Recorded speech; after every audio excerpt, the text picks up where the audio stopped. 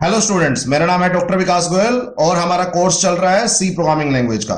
सी programming language पे अब तक हम 6 वीडियो लेक्चर अपलोड कर चुके हैं। फर्स्ट 5 लेक्चर्स में हमने बेसिक्स पढ़े थे और लास्ट 6th लेक्चर में हमने test and upgrade your C skills के बारे में बताया था, जिसमें हमने कॉन्स्टेंट्स को थोड़ा डीप में स्टडी किया था। होपफुली मैक्सिमम बच्चों को वो लेक्चर समझ में आया होगा और कुछ नया भी पता लगा होगा सी प्रोग्रामिंग लैंग्वेज में। तो लास्ट लेक्चर में मैंने कुछ क्वेश्चन सोल्व किए थे और कुछ क्वेश्चंस आपको करने के लिए दिए थे। होपफुली आपने वो किए होंगे। अगर नहीं किए तो प्लीज प्रैक्टिस देम और उनको कमेंट कर दीजिए या व्हाट्सएप कर दीजिए मेरे व्हाट्सएप नंबर पे, ठीक है। अब स्टार्ट करते हैं आज का टॉपिक, ऑपरेटर्स। आपको पता है ऑपरेटर्स क्या होता है? ये भी एक टोकन है, टोकन की टाइप है। तो हम टोकन्स के बारे में ऑलरेडी बात कर चुके हैं। उसकी first 3 types, first was keywords, thereafter identifier, thereafter constants को हम डिस्कस कर चुके हैं डीप में। नेक्स्ट टाइप ऑफ टोकन है ऑपरेटर्स। तो ऑपरेटर होता क्या है? Operator is a predefined symbol. तो ये एक प्री डिफाइंड सिंबल है। जैसे आपको पता है इसको प्लस बोलते हैं, इसको लेस देन बोलते हैं, तो ये ऑलरेडी प्री डिफाइंड है। आपको पता है, कंपाइलर को पता है, that tells the compiler to perform some specific mathematical और लॉजिकल ऑपरेशन। तो जो भी आपको ऑपरेटर गिवन होगा उससे कंपाइलर को पता लगेगा कि मुझे क्या स्पेसिफिक काम करना है, मैथमेटिकल काम करना है या लॉजिकल काम करना है। हम इसके बारे में बात करेंगे। ऑन ऑपरेंड्स, ऑपरेंड्स क्या होता है अभी बात करेंगे। उसके बाद C language has very rich set of built in operators. तो काफी ज्यादा ऑपरेटर्स ऑलरेडी बिल्ट इन है सी प्रोग्रामिंग लैंग्वेज में, ठीक है। तो आप कुछ एग्जांपल समझते हैं। आपको पता है 5 + 7 क्या होता है? 12, वो आपको पता है। आपको पता है कि ये जो ये प्लस है दैट इज योर ऑपरेटर। और ऑपरेटर जिस पे ऑपरेट होता है, जैसे इन दोनों पे ऑपरेट हो रहा है, इनको बोलते हैं ऑपरेंड्स। तो ऑपरेंड्स क्या हो गए? ऑपरेटर जिन पे लगता है उसको ऑपरेंड्स बोलते हैं, और ये तो ऑपरेटर है ही। सिमिलरली आपको पता है ये लेस देन ऑपरेटर है, तो अगेन ऑपरेटर है। और किस पे लग रहा है लेस देन? ए और बी पे, तो इसका मतलब ये ऑपरेंड्स है। तो होपफुली आपको पता लग गया होगा कि ऑपरेंड्स किसको कहते हैं। ऑपरेंड्स वो होते हैं जिस पे ऑपरेटर एग्जीक्यूट होते हैं। जो आपके ऑपरेंड्स हैं वो आपके कॉन्स्टेंट्स भी हो सकते हैं, जैसे इस एग्जांपल में है 5 और 7 कॉन्स्टेंट है, और वेरिएबल्स भी हो सकते हैं। वेरिएबल्स का मतलब कोई नाम हो सकते हैं, सो दैट हम उनमें कोई भी वैल्यू पुट कर दें। तो वेरिएबल्स के बारे में हम डिटेल में आगे बात करेंगे, तो सो डोंट गेट कंफ्यूज कि वेरिएबल क्या है। तो फिलहाल अगर पता है तो बढ़िया है, नहीं पता तो कोई प्रॉब्लम नहीं है, टेंशन लेने की जरूरत नहीं है। तो नेक्स्ट है expression, a legal combination of operators and operands. तो कुछ ऑपरेटर्स और ऑपरेंड्स को मिला के अगर आप कोई इंस्ट्रक्शन बनाओगे उसको बोलते हैं एक्सप्रेशन। आपके ऑपरेंड्स आपको पता है कांस्टेंट हो सकते हैं, वेरिएबल्स हो सकते हैं, और भी बहुत सारे ऑप्शन है, हम टाइम के साथ बात करेंगे। टू कंप्यूट ए वैल्यू, तो कोई वैल्यू निकालने के लिए, जैसे मैं एक एग्जांपल दे देता हूं आपको, A is equal to B plus C product D minus E. तो आपको पता है इसमें ये इक्वल, प्लस, प्रोडक्ट और माइनस ये सारे ऑपरेटर्स हैं। A B C D E ये सारे ऑपरेंड्स हैं। तो ये एक एक्सप्रेशन है जिसमें एक से ज्यादा ऑपरेटर्स आ गए। तो ये कुछ नया नहीं है। जब आप डिटेल में ऑपरेटर्स को समझ लेंगे उसके बाद आपको ये काफी छोटी चीज लगेगी, ठीक है। तो आपको मेनली समझना है कि ऑपरेटर्स और ऑपरेंड्स किसको कहते हैं। अगर ये 2 बातें आपको समझ आ गई तो नेक्स्ट लेक्चर में कोई दिक्कत नहीं आएगी, ठीक है। तो नेक्स्ट टॉपिक है टाइप्स ऑफ ऑपरेटर्स।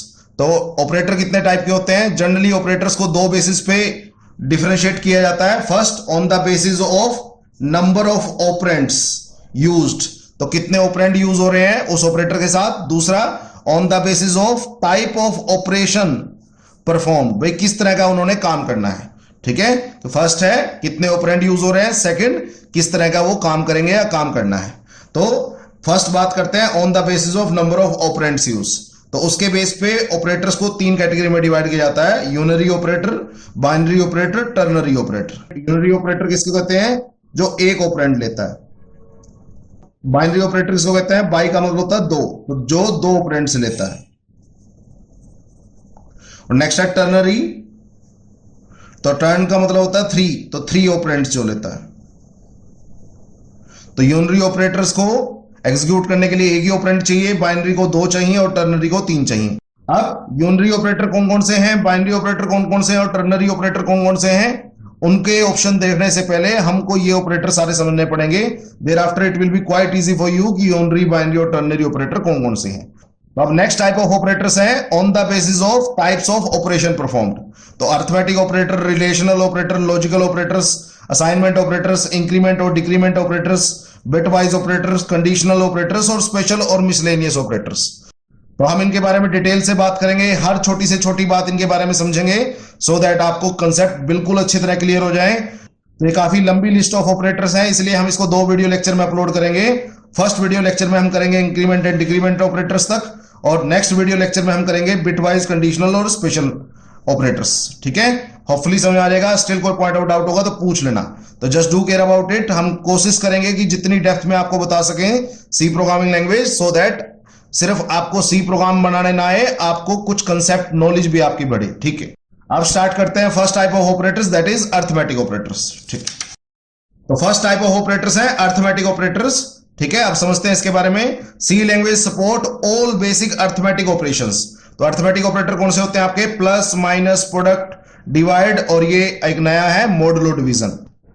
तो अब इन ऑपरेटर्स के बारे में डिटेल से देखते हैं। फर्स्ट ऑपरेटर है प्लस, आपको पता है इसका नाम एडिशन होता है, और ये क्या काम करता है? Add the operands. तो आपको पता है 5 + 7 कितना आएगा? 12, वो आपको पता है।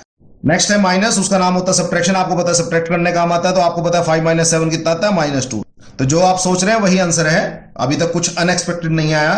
नेक्स्ट है एस्ट्रिक, ये यूज होता है मल्टीप्लीकेशन के लिए। तो किस क्या काम करता है? मल्टीप्लाई करता है। आपको पता है 5 × 7 = 35। होपफुली यहां तक कोई डाउट नहीं होगा। नेक्स्ट है डिवीजन, डिवीजन किस काम आते हैं? Divide the operands. तो अब यहां थोड़ा ध्यान से देखिएगा, ये है 9 / 2। आपको पता है 9 / 2 होता है 4.5, बट ये आंसर देगा 4। 4.5 नहीं देगा। तो ये आपको नोट करने वाली बात है, इसके बारे में अभी बात करेंगे कि इसने 4 आंसर क्यों रिटर्न किया, 4.5 आंसर रिटर्न क्यों नहीं किया। तो ध्यान रखिएगा। नेक्स्ट है परसेंटाइल का साइन, इसको बोलते हैं मॉडुलो डिवीजन, और ये क्या काम करता है? ये डिवीजन के बाद जो रिमाइंडर बचता है वो रिटर्न करता है। ये है 9 मोडुलो 2। तो आपको पता है जब 9 को 2 से डिवाइड करोगे तो 4 पे, तो रिमाइंडर कितना बचा? 1। तो ये रिटर्न करता है रिमाइंडर। तो अगर आपको किसी ऑपरेशन में सिर्फ रिमाइंडर से काम है तो आप मॉडुलो डिवीजन यूज करेंगे। तो होपफुली समझ आ गया। प्लस, माइनस, प्रोडक्ट, इसमें कुछ नया नहीं है, जो आप पहले सीख के आए वही है, बस डिवीजन में मैंने कुछ यहां नया बताया और मॉडुलो डिवीजन आपको नया बताया। तो अब इनके बारे में कुछ इंपोर्टेंट एस्पेक्ट सीखते हैं। Note, value of N integer expression is always integer. तो मतलब क्या है? अगर आपकी इनपुट्स इंटीजर होंगी तो आंसर हमेशा इंटीजर आएगा। तो अब आपको पता लगेगा कि ये 4 क्यों आया था। तो अगर आप ध्यान से देखें, डिवीजन आपका ऑपरेटर है और 9 और 2 आपके ऑपरेंड्स हैं, ये दोनों इंटीजर हैं। तो ऑब्वियसली जो भी डिवाइड करके या जो भी ऑपरेट करके आएगा वो इंटीजर में ऑटोमेटिकली कन्वर्ट हो जाएगा। तो 9/2 होना चाहिए 4.5, बट 4.5 किस में चेंज हो गया? 4 में, क्योंकि वो इंटीजर आंसर आएगा। अब इसमें एक रियल है, एक इंटीजर है। ठीक है, तो अगर आपको आंसर में रियल चाहिए, मतलब पॉइंटों में आंसर चाहिए, तो आपको कम से कम एक ऑपरेंड को रियल बनाना पड़ेगा। तो 9.0/2 ये ठीक है, रियल बाय इंटीजर रियल हो सकता है, तो आपको पता है 4.5 आता है, तो 4.5 ही आएगा। तो यहां ठीक है, यहां गलत हुआ, तो इस बात का आपको ध्यान रखना है। ठीक है, नेक्स्ट, चाहे आप न्यूमरेटर को रियल बना लो, चाहे डिनोमिनेटर को रियल बना लो, चाहे दोनों को रियल बना लो, कम से कम एक रियल ऑपरेंड होना चाहिए, यानी एक डेसिमल पॉइंट का ऑपरेंड होना चाहिए अगर आपको आंसर डेसिमल पॉइंट में चाहिए। तो ये बात आपको पता होनी चाहिए। होपफुली समझ आ गई होगी। स्टिल कोई पॉइंट आउट डाउट होगा तो पूछ लेना। ठीक है, नेक्स्ट इंपॉर्टेंट बात है मॉडुलो डिवीजन। मॉडुलो डिवीजन कौन सी होती है? Percentile. Do not work with real constants. तो रियल नंबर्स के साथ ये काम नहीं करता, मतलब डेसिमल पॉइंट वाले नंबरों के साथ ये काम नहीं करेगा। अगर आप 5 मोडुलो 2 दोगे तब तो ये रिमाइंडर रिटर्न करेगा, बट अगर आपने दे दिया 5.0 मोडुलो 2 या 5.2 मोडुलो 2 तो ये काम नहीं करेगा। इसका कोई आंसर वो रिटर्न नहीं करने वाला, बल्कि एक एरर आ जाएगा। ठीक है, तो ये बात आपको समझ आनी चाहिए कि मॉडुलो डिवीजन सिर्फ इंटीजर के साथ या कैरेक्टर कांस्टेंट के साथ काम करते हैं, रियल कांस्टेंट्स के साथ काम नहीं करते। नेक्स्ट इंपॉर्टेंट बात है division retains the plus minus as expected of numerator and denominator. तो डिवीजन करते टाइम आपके आंसर में प्लस माइनस वैसे ही आएंगे जैसे आप सोचते हो। जैसे आपको पता है 9/2 ये भी इंटीजर है, ये भी इंटीजर है, तो आंसर भी इंटीजर आएगा। तो आपको पता है ये 4 आएगा, 4.5 नहीं आएगा, तो वो आपको रीजन पता होना चाहिए। अब आपको पता है 9/2 4 होता है, क्योंकि यहां इंटीजर है दोनों इसलिए इंटीजर लिख रहा हूं, वैसे 4.5 होता है। मैंने बताया उसका सॉल्यूशन क्या करना है, और आपको पता है एक माइनस है तो ऑब्वियसली आंसर में माइनस आएगा। सिमिलरली 9/2 4 आएगा, और आपको पता है डिनोमिनेटर में माइनस है तो नोमिनेटर में लिख लो चाहे डिनोमिनेटर में लिख लो, एक ही बात है। उसके बाद 9/2 अगेन 4 आता है, ये आपको पता होना चाहिए 4 क्यों लिख रहा हूं मैं, 4.5 क्यों नहीं लिख रहा, और माइनस माइनस आपस में कट जाएगा तो ये आंसर प्लस का आएगा। तो ये वैसे ही आएगा जैसे तुम एक्सपेक्ट करते हो, जैसे तुम सोचते हो, तो इसमें कोई चेंज नहीं है, ये डिवीजन में सेम साइन आता है। बट यहां ध्यान से देखिएगा, modulo division retains the positive and negative sign of numerator only.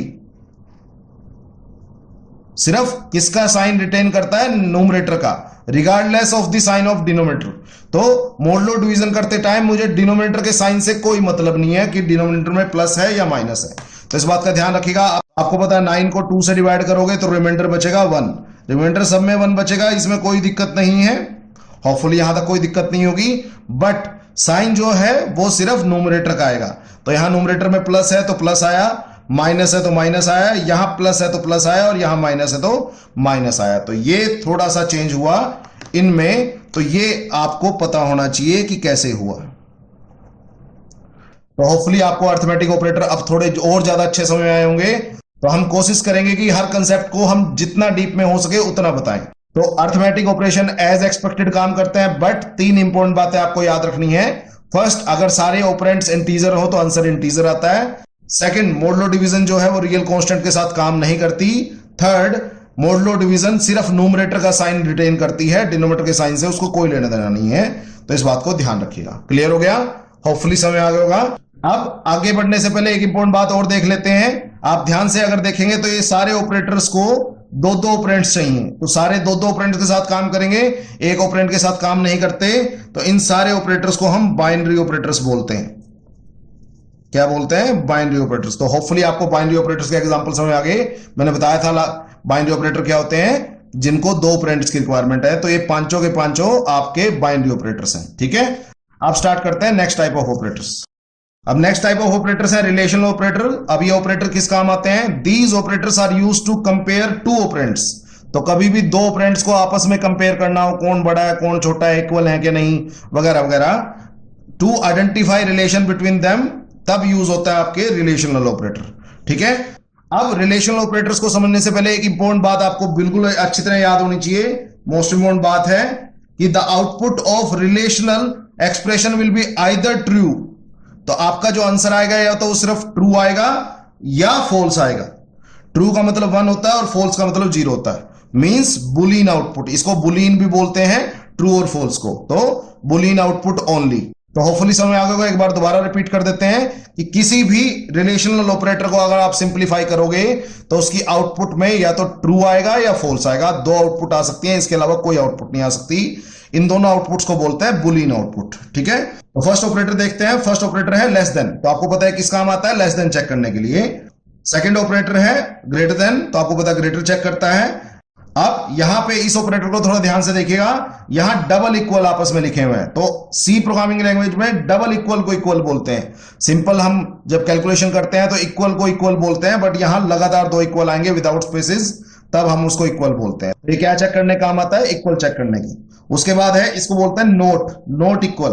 तो नोट इक्वल ये क्या चेक करने काम आता है? इक्वल नहीं है क्या। उसके बाद लेस देन इक्वल टू आपको पता है, और उसके बाद आपको पता है ग्रेटर देन इक्वल टू। ठीक है, एग्जांपल कर लेते हैं। 7 less than 5, 7 less than 5, is it right और रॉन्ग? 7 5 से छोटा होता है? नो। तो इसकी आउटपुट आएगी फॉल्स। तो अगेन बात यह है, आउटपुट या तो ट्रू आएगी या फॉल्स आएगी। आप उसको फॉल्स बोल सकते हैं या 0 बोल सकते हैं। उसके बाद 7 greater then 5, is it true और फॉल्स? Yes, true. तो ट्रू आएगी या 1 आएगी, आपकी मर्जी है, जो मर्जी लिखें। नेक्स्ट चेक कर रहा है 8 इक्वल टू 10, मतलब ये चेक कर रहा है भी 8 और 10 इक्वल है क्या? इक्वल है? नहीं है, तो फॉल्स। उसके बाद 8 not equal to 10, 8 not equal to 10, बात ठीक है गलत है? ठीक है भी, होते नहीं इक्वल, सही है। अब नेक्स्ट है 7 लेस देन इक्वल टू 5। तो हम जनरल कैलकुलेशन में हम ऐसे लिखते हैं इसको, और इसको ऐसे लिखते हैं, बट सी प्रोग्रामिंग लैंग्वेज में आपको ऐसे लिखने अलाउड नहीं है, आप इसको ऐसे लिखते हैं। तो 7 लेस देन इक्वल टू 5, तो ट्रू है फॉल्स है, फॉल्स है, आपको पता है। Similarly 7 greater than equal to 5, that is true. तो आपको पता है ग्रेटर देन इक्वल टू का मतलब या तो ग्रेटर हो या इक्वल हो। तो ये बातें आपको पता है, बट आपको आउटपुट पता होनी चाहिए। किसी भी रिलेशनल ऑपरेटर का आंसर सिर्फ ट्रू या फॉल्स में से एक आएगा। ट्रू का मतलब 1 भी होता है और फॉल्स का मतलब 0 भी होता है। तो आप या तो आउटपुट बोल लीजिए 1 0 आएगी, या आप आउटपुट बोल लीजिए ट्रू फॉल्स आएगी। तो ये बात ध्यान रखना, बहुत इंपॉर्टेंट बात है। क्लियर हो गया? अब आगे बढ़ने से पहले अगर ध्यान से देखें तो जितने मैंने रिलेशनल ऑपरेटर बताए सबको दो दो ऑपरेंड चाहिए काम करने के लिए। तो इसका मतलब सारे के सारे जो ऑपरेटर्स हैं वो कौन से हैं? Binary operators. तो आपको पता है बाइनरी ऑपरेटर्स क्या होते हैं? जिनको दो ऑपरेंड चाहिए। ठीक है, तो होपफुली समझ आ गया कि बाइनरी ऑपरेटर क्यों कहा है इनको। ठीक है, ओके, नेक्स्ट करते हैं। नेक्स्ट टाइप ऑफ ऑपरेटर्स है लॉजिकल ऑपरेटर्स। तो these operators are used to combine two और मोर कंडीशंस टुगेदर। तो अगर दो या दो सी चीजें एक साथ चेक करनी हो, जैसे रिलेशनल ऑपरेटर में हमने कोई चीज चेक की, लेस देन है, ग्रेटर देन है, इक्वल टू है, नॉट इक्वल टू है, लेस देन इक्वल टू है, ग्रेटर देन इक्वल टू है, वो चेक किया। बट अगर दो या दो से ज्यादा इस तरह की कंडीशन हो और उनको साथ में चेक करना हो तो आप हमेशा यूज करते हैं लॉजिकल ऑपरेटर्स, उनको जोड़ने के लिए। ठीक है, अब लॉजिकल ऑपरेटर को समझने से पहले एक इंपॉर्टेंट बात आपको बिल्कुल अच्छी तरह पता होनी चाहिए कि logical operators accept input only in boolean form. तो जो आपकी इनपुट होगी वो भी आपकी ट्रू और फॉल्स होनी चाहिए। And also returns output in the Boolean form. मतलब जो आपकी आउटपुट आएगी वो भी ट्रू फॉल्स आएगी और इनपुट आएगी वो भी ट्रू फॉल्स आएगी। बात समझ आई? तो इनपुट और आउटपुट दोनों ट्रू फॉल्स है। क्लियर? तो अगर आपकी इनपुट ट्रू फॉल्स या 1 0 फॉर्म में नहीं है तो पहले लॉजिकल ऑपरेटर्स उनको ट्रू फॉल्स या 1 0 फॉर्म में चेंज करेंगे, उसके बाद आपको आंसर देंगे और वो भी ट्रू फॉल्स में देंगे। तो इनपुट भी ट्रू फॉल्स और आउटपुट भी ट्रू फॉल्स। चलो देखते हैं। फर्स्ट ऑपरेटर है, ये डबल एम्परसेंड लिखा हुआ है, इसको एम्परसेंड बोलते हैं। तो ये डबल एम्परसेंड विदाउट स्पेस, इसको बोलते हैं लॉजिकल एंड। ये क्या करता है? कन्वर्ट्स द इनपुट इन 1 और 0 फॉर्म। तो पहले जितनी भी इनपुट होंगी इसकी उनको 1 0 फॉर्म में बदलेगा, उसके बाद उनका एंड निकालेगा। एंड निकालने का मतलब होता है प्रोडक्ट निकालना। तो जैसे तुम प्रोडक्ट करते हो उसी तरह एंड होता है। एंड रिटर्न्स आउटपुट इन 1 और 0। तो अगेन आउटपुट भी 1 और 0 फॉर्म में प्रोवाइड करेगा। सिमिलरली नेक्स्ट है लॉजिकल और, उसका सिंबल है ये। दो लाइनें सीधी लगा लो या कट के साथ लगा लो, जनरली आपकी मर्जी है। तो दोनों में से कोई भी यूज कर सकते हो। तो अगेन ये भी क्या करता है? जो आपकी इनपुट्स प्रोवाइड होंगी पहले उनको 1 0 में बदलेगा, उसके बाद उनका और निकालेगा। और का मतलब होता है सम, और आंसर भी आपको 1 0 फॉर्म में रिटर्न करेगा। उसके बाद लास्ट है नोट, इसको बोलते हैं लॉजिकल नोट। तो ये क्या करेगा? अगेन इनपुट को 1 0 में बदलेगा, उसके बाद उसका नोट निकालेगा। नोट का मतलब होता है कॉम्प्लीमेंट, उल्टा। तो ट्रू है तो फॉल्स कर देगा, फॉल्स है तो ट्रू कर देगा, एंड रिटर्न्स 1 और 0। तो ये बात बहुत इंपॉर्टेंट है, ध्यान से समझ लीजिए कि लॉजिकल ऑपरेटर को जो इनपुट मिलती है पहले उसको 1 0 फॉर्म में बदला जाता है, फिर उस पे एंड और नोट लगाया जाता है, उसके बाद जो आंसर आएगा उसको भी ट्रू फॉल्स और 1 0 फॉर्म में प्रोवाइड किया जाता है। तो इनपुट भी 1 0 और ट्रू फॉल्स फॉर्म में, और आउटपुट भी 1 0 और ट्रू फॉल्स फॉर्म में। तो ध्यान रखिएगा इस बारे में। ठीक है, उसके बाद अब एंड और नोट को एक एग्जांपल के थ्रू समझते हैं। तो मान लेते हैं मेरे पास दो इनपुट्स है ए और बी। ठीक है, अब आपको पता है मेरे पास अगर दो इनपुट्स हो और 1 और 0 में उनको लेना हो तो क्या क्या कॉम्बिनेशन हो सकते हैं? 0 0 हो सकता है, 0 1 हो सकता है, 1 0 हो सकता है और 1 1 हो सकता है। तो 4 ही पॉसिबल कॉम्बिनेशन है, इसके अलावा कोई पॉसिबल कॉम्बिनेशन नहीं है दो इनपुट के साथ। उसके बाद आपको करना है एंड। एंड का मतलब होता है प्रोडक्ट करनी है। तो 0 इंटू 0 0, 0 इंटू 1 0, 1 इंटू 0 0 और 1 इंटू 1 1। ठीक है, तो आपने यहां क्या की? प्रोडक्ट की। तो होपफुली समझ आ गया, कोई डाउट नहीं होगा। सिमिलरली नेक्स्ट ये है ए और बी, और में एडिशन होती है। तो 0 प्लस 0 0, 0 प्लस 1 1, 1 प्लस 0 1, 1 प्लस 1 वैसे 2 होता है, कायदे से ये 2 है, बट जो आपका लॉजिकल ऑपरेटर है वो आपकी आउटपुट भी 1 0 फॉर्म में ही देता है और किसी फॉर्म में नहीं देता। तो याद रखिएगा जितने भी नॉन जीरो नंबर हैं अदर देन 0 उन सबको हम 1 लेते हैं। तो 2 को भी क्या लेंगे? 1। ठीक है, इसके बारे में बताऊंगा, अभी नोट मैंने लिखा हुआ है अगर किसी को नहीं समझ आई तो यहां मैंने क्या निकाला? सम। तो ये बात आपको पता होनी चाहिए। नेक्स्ट है not of A. Not of A का मतलब ए को रिवर्स करना है। तो 0 है तो 1 हो जाएगा, 0 है 1, 1 है तो 0 और 1 है तो 0। तो एक तरह से इसने कॉम्प्लीमेंट कर दिया। ठीक है, तो होपफुली यहां तक समझ आ गया। साथ के साथ अगर आप ध्यान से देखेंगे, जो ये ऑपरेटर्स है इसको 2 ऑपरेंड की जरूरत है, इस ऑपरेटर को भी 2 ऑपरेंड की जरूरत है, और इस ऑपरेटर को 1 ऑपरेंड की जरूरत है। तो आपके ये दोनों बाइनरी ऑपरेटर्स बने,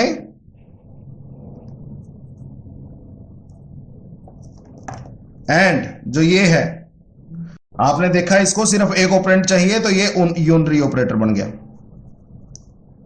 तो होपफुली अब आपको एग्जांपल समझ में आ रहे होंगे कि बाइनरी ऑपरेटर किसको कहते हैं और यूनरी ऑपरेटर किसको कहते हैं। अब ये मोस्ट इंपोर्टेंट नोट है, ध्यान से देखिएगा, काफी रिटन टेस्ट में मैंने इसको देखा है। तो note, all non zero inputs, जितनी भी नॉन जीरो इनपुट्स हैं, ठीक है, नॉन जीरो का मतलब other than zero, will be taken as true. तो सारी नॉन जीरो इनपुट्स को हम ट्रू मानते हैं, 1 मानते हैं। Only zero will be taken as false. तो सिर्फ जीरो को जीरो मानते हैं, बाकी सबको ट्रू मानते हैं। इस बात का क्या मतलब है, जैसे एक एग्जांपल लेते हैं। मान लो आपको करना है ये, ठीक है, तो मैंने बताया था लॉजिकल एंड ऑपरेटर है तो पहले इनपुट्स को 1 0 फॉर्म में बदलता है। तो ये है 5, अगेन नॉन जीरो है तो इसको बोलेगा 1, उसके बाद वो सेम है और 7 को भी बोलेगा 1। तो ये आंसर आएगा बच्चों 1 एंड 1, आपको पता है 1 होता है प्रोडक्ट में। तो ये कैसे हुआ, ये आपको समझ आना चाहिए। सिमिलरली -5 और 0, अगर आप ध्यान से देखेंगे ये आपका जो है ये लॉजिकल और है, ये इनपुट्स भी 1 0 में बदलता है, आउटपुट भी 1 0 में देता है। तो इसको इनपुट को 1 0 फॉर्म में बदलेगा। तो -5 को क्या लेता है वो, ट्रू हमेशा, क्योंकि नॉन जीरो है, और 0 को क्या लेता है, 0, और बीच में और तो है ही। तो आपको पता है इसका आंसर क्या आएगा, और का मतलब प्लस होता है, तो 1 + 0 1 आता है। तो आपको मेन ये समझना है कि ये कैसे चेंज हो गया, बस होपफुली समझ आ गया होगा। सिमिलरली लास्ट वो करते हैं, मान लो आपको नोट निकालना है -10 का, ठीक है, तो आपको पता है नोट ऑफ -10, अगेन नोट एक लॉजिकल ऑपरेटर है, तो पहले जो इनपुट्स हैं उसको 1 0 में बदलेगा। तो आपको पता है -10 को क्या लेते हैं, 1, और ये कितना आंसर आया, 0। तो ये बहुत इंपॉर्टेंट बात है, आप ध्यान रखिएगा, ठीक है। तो ये बातें आपको क्लियर हो जानी चाहिए कि ये कैसे बदला। तो मैंने क्या बताया, जो भी नॉन जीरो नंबर है उसको हम 1 लेते हैं, ट्रू लेते हैं, और सिर्फ 0 को 0 लेते हैं। तो ये बात मोस्ट इंपॉर्टेंट है, तो थोड़ा ध्यान से समझ लीजिएगा। स्टिल कोई पॉइंट आउट डाउट होगा तो पूछ लेना। क्लियर हो गया, ठीक है। अब नेक्स्ट टाइप ऑफ ऑपरेटर्स हैं असाइनमेंट ऑपरेटर। तो असाइनमेंट ऑपरेटर्स काम आते हैं, these operators are used to assign values to a variable, ठीक है, किसी भी वेरिएबल को अगर वैल्यू असाइन करनी हो तो आप असाइनमेंट ऑपरेटर का यूज करते हैं। एक इंपॉर्टेंट बात जो आपको ध्यान रखनी है, it works from right to left. इस बात का क्या मतलब है कि अगर आपने ऐसे लिखा है, ठीक है, तो हमेशा राइट टू लेफ्ट चलता है, तो ऐसे चलता है ये असाइनमेंट ऑपरेटर है तो राइट टू लेफ्ट चलता है। इसी तरीके से अगर आपके पास ये है,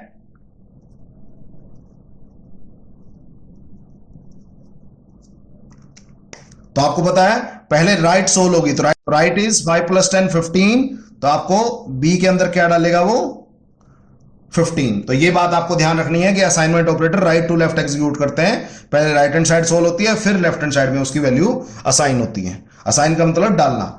अब देखते हैं लिस्ट ऑफ असाइनमेंट ऑपरेटर्स। तो फर्स्ट ऑपरेटर है इक्वल, तो इसको बोलते हैं असाइनमेंट ऑपरेटर। जर्नल में इसको इक्वल बोलते हैं, बट सी लैंग्वेज में इसको असाइनमेंट और डबल इक्वल को इक्वल बोलते हैं। तो ये बात आपने ध्यान रखनी है। क्लियर हो गया।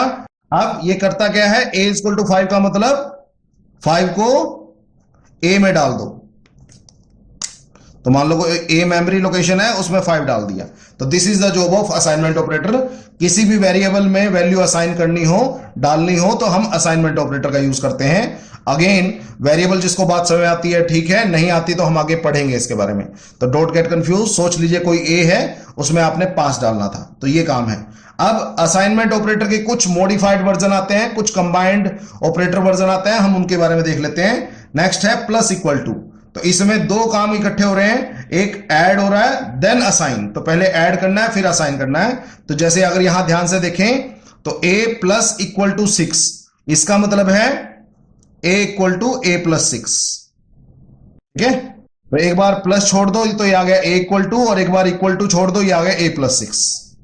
तो ये मतलब होता है, तो इसको इकट्ठा कर दिया इस सिंगल ऑपरेटर में, तो इन दोनों ऑपरेटर्स को इकट्ठा कर दिया इस सिंगल ऑपरेटर में, तो ये फर्क है बस, और कुछ नया नहीं है। ठीक है, तो आपको पता है, अब इसको सोल्व करना आपको आता है। लेट्स सपोज a की वैल्यू 5 है, तो 5 प्लस 6 दैट इज 11, और आपको पता है a में यहां क्या आ जाएगा 11, तो जितना भी आएगा वो आपको पता होना चाहिए। उसके बाद अगेन माइनस इक्वल टू, तो सब्ट्रैक्ट देन असाइन, तो ये आएगा a। ठीक है, यहां पे एक बार माइनस छोड़ दो तो आया इक्वल, उसके बाद एक बार इक्वल भूल जाओ यहां पे, तो आया a माइनस 6। तो जितना भी आया, a की वैल्यू 5 थी, मैं 5 ही लेके चल रहा हूं, तो a की वैल्यू -1 आ जाएगी, वो आपको पता है। नेक्स्ट है प्रोडक्ट इक्वल टू, तो यहां प्रोडक्ट भी करना है, साइन भी करना है, तो होपफुली आप समझ आ गया। तो a इक्वल टू तो समझ आ गया, अब एक बार इक्वल टू छोड़ दो, आपको पता लग जाएगा क्या है वो।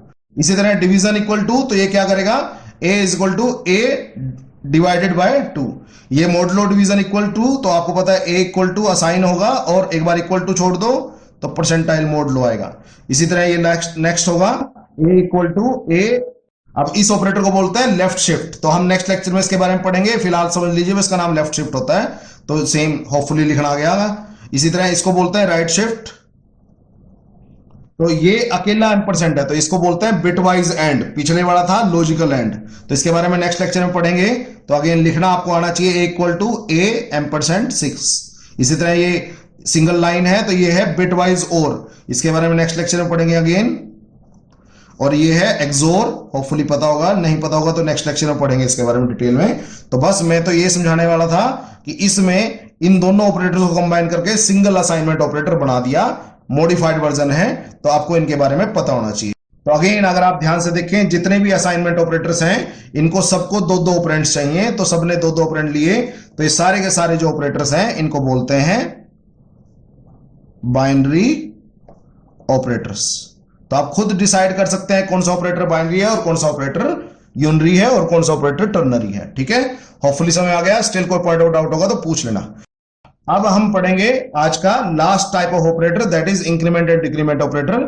अब इसके अलावा जो 3 ऑपरेटर बच गए, दैट इज कंडीशनल, बिटवाइज और स्पेशल ऑपरेटर्स, हम उनको नेक्स्ट लेक्चर में डिस्कस करेंगे। ठीक है, तो अब ध्यान से देखिएगा, मोस्ट इंपोर्टेंट होता है increment and decrement operator, maximum बच्चे कंफ्यूज होते हैं। तो इंक्रीमेंट एंड डिक्रीमेंट ऑपरेटर, तो these operators are used to increment और decrement the value of a variable by 1। तो कभी भी किसी वेरिएबल की वैल्यू एक कम या एक ज्यादा करनी हो तो उसके लिए यूज होते हैं इंक्रीमेंट और डिक्रीमेंट ऑपरेटर। तो सबसे पहले है प्लस प्लस, तो प्लस प्लस होता है without any spaces, that is increment operator. तो क्या करता है, it increments the value of variable by 1, तो ये एक बढ़ा देता है। तो अब इंक्रीमेंट ऑपरेटर को समझने के लिए एक एग्जांपल लेते हैं। तो मान लेते हैं कि ए वेरिएबल है, उसके अंदर 5 पड़ा है, तो ए प्लस प्लस क्या करेगा, आपको पता है प्लस प्लस इंक्रीमेंट ऑपरेटर होता है, तो ये ए वैल्यू 1 बढ़ा देता है, तो ए की वैल्यू 1 बढ़ा देगा, तो इट विल बी 6। सिमिलरली आप इंक्रीमेंट ऑपरेटर को आगे लिख लो चाहे पीछे लिख लो, एक ही बात है, तो प्लस प्लस ए भी 6 ही आएगा, दोनों का आंसर सेम आता है। सिमिलरली माइनस माइनस होता है डिक्रीमेंट ऑपरेटर, तो ये क्या करता है, decrement the value of variable by 1। तो अगर किसी वेरिएबल की वैल्यू 1 कम करनी हो तो अगेन ए की वैल्यू 5 ले लेते हैं, तो ए माइनस माइनस ये सब्ट्रैक्ट करेगा, बना देगा 4, अगेन ये भी 4 बना देगा। तो होपफुली समझ आ गया होगा इंक्रीमेंट और डिक्रीमेंट ऑपरेटर के बारे में। ठीक है, तो प्लस प्लस और minus minus without any space are increment and decrement operators. अब इसके बारे में काफी इंपॉर्टेंट बातें हैं, वो हम समझेंगे अभी, ध्यान से देखिएगा। अब इसके बाद जो बताऊंगा वो मोस्ट इंपॉर्टेंट है। अब हम इन चारों में फर्क समझेंगे, मैक्सिमम बच्चे कंफ्यूज रहते हैं, तो अब इस लेक्चर के बाद आपकी सारी कंफ्यूजन, सारे डाउट्स खत्म हो जाएंगे। तो देखते हैं प्लस प्लस ए, तो कभी भी इंक्रीमेंट और डिक्रीमेंट ऑपरेटर आगे लिखाओ तो उसको बोलते हैं प्री, वेरिएबल के आगे लिखाओ, और वेरिएबल के पीछे लिखाओ तो उसको बोलते हैं पोस्ट। अगेन ये भी आगे लिखा है वेरिएबल के, तो प्री, और इसको बोलते हैं पोस्ट। तो आप देख सकते हैं इसका पूरा नाम अगर मैं लिखूं तो ये है प्री इंक्रीमेंट। प्री क्यों, क्योंकि ऑपरेटर आगे लिखा हुआ है, और इंक्रीमेंट क्यों, क्योंकि प्लस प्लस है। इसी तरह पोस्ट इंक्रीमेंट, पोस्ट क्यों, क्योंकि ऑपरेटर पीछे लिखा हुआ है, और इंक्रीमेंट क्यों, क्योंकि प्लस प्लस है। इसी तरह ये है प्री डिक्रीमेंट, प्री क्यों, क्योंकि ऑपरेटर आगे लिखा हुआ है, और डिक्रीमेंट क्यों, क्योंकि माइनस माइनस है। सिमिलरली ये है पोस्ट डिक्रीमेंट। तो इनको आपको बोलना समझ आना चाहिए, pre increment, post increment. Pre decrement post decrement. Hopefully समझ में आ गया होगा, यहां तक कोई डाउट नहीं होगा। अब नेक्स्ट स्लाइड में हम इससे रिलेटेड एक बहुत इंपॉर्टेंट बात, मोस्ट इंपॉर्टेंट बात सीखेंगे, होपफुली आपको समझ में आ जाएगी और उसके बाद आपको प्री पोस्ट में ज्यादा कंफ्यूजन नहीं रहेगी। तो समझते हैं, बट उससे पहले अगर आप ध्यान से देखें, जो इंक्रीमेंट और डिक्रीमेंट ऑपरेटर है वो कितने ऑपरेंड्स ले रहा है? सिर्फ एक। तो इसलिए इनको यूनरी ऑपरेटर बोलते हैं। क्या बोलते हैं? यूनरी ऑपरेटर, क्योंकि इनको एक ही ऑपरेंड अलाउड है या रिक्वायर्ड है। ठीक है, तो होपफुली यूनरी ऑपरेटर क्यों बोलते हैं समझ में आ गया होगा। अब प्री और पोस्ट का मतलब क्या होता है? प्री का मतलब होता है पहले इंक्रीमेंट होगा और पोस्ट का मतलब है बाद में इंक्रीमेंट होगा। ठीक है, अब देखते हैं आगे। अब ये स्लाइड जो है वो मोस्ट इंपॉर्टेंट है, ध्यान से देखिएगा।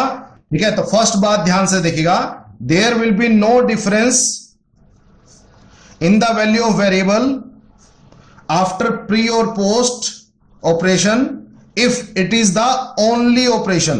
तो अगर पूरे एक्सप्रेशन में सिर्फ आप इंक्रीमेंट या डिक्रीमेंट ही कर रहे हैं तो कोई फर्क नहीं पड़ता आप प्री कर रहे हैं या पोस्ट कर रहे हैं। जैसे एक एग्जांपल लिया, इंट a इक्वल टू 5, ये एक इंटीजर वेरिएबल ले लिया मैंने a और उसमें मैंने क्या डाल दिया? 5।